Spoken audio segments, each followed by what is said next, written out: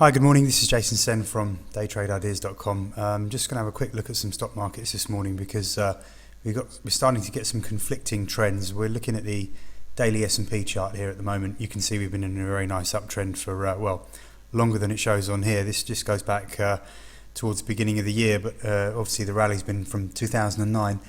But the most recent uptrend you can see here, the black line clearly shows the uptrend, and we are holding quite nicely from there, above there rather. We're just hovering around the 100-day moving average. But when you start to look at shorter term charts, such as here on the 240-minute chart, the 4-hour chart, you're seeing we're starting to develop a downtrend. So we've just got to be careful. The downtrend line at the moment is around that sort of 1646 area. So really, unless we start to clear 1651, we're going to remain in this downtrend, this short-term downtrend at least.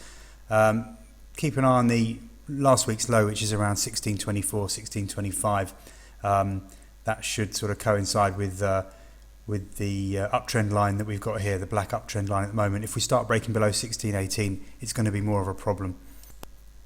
This is a daily chart of the Eurostoxx futures. A different sort of pattern really. We've been more range trading this year than actually heading in any specific direction. But again, if you look at the shorter term chart, the 4-hour chart, you can see that we did have quite a decent rally recently through the summer, and that's now been reversed. We've broken that short-term uptrend and we're starting to head lower. We did hold good support in the 27 sort of in the teens area, the 27.17, 27.13 area, but we are starting to develop something of a downtrend there. So really, we need to see the market above 27.70, 27.80 and hold there, preferably through 27.86 before we can start getting optimistic again. You can see the 100-day moving average down at 27.17, so that low 2017s area is going to be very important. If we start breaking below that, then we're going to be in more trouble. The Dax futures is a different picture again. All these stock markets are sort of having different patterns, but this is just a short-term chart of the Dax, and you can see not really head and shoulders up here, but we certainly challenged those highs 3 times and then broke lower. And once we broke this black trend line, we fell quite sharply. We've returned up to retest it, and we failed there yesterday. I'll just blow this up a little bit so you can see more clearly. And so this is a bit of a worry for the Dax. A failure to break above here and rejecting it quite swiftly yesterday is a bit of a worry, and there is a risk of some more downside action in the Dax there.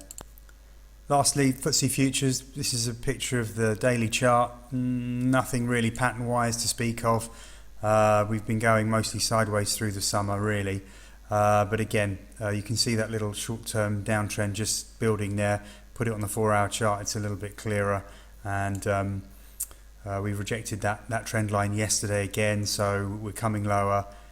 Just a little bit of a channel here you can see. So we're heading towards the lower end of the channel. That's around the 6400 area. If we start breaking below there, that's going to be negative again for the FTSE. Okay, that's it. Just a quick look at the stock markets for today. Thanks very much. It's Jason Sen at DayTradeIdeas.com.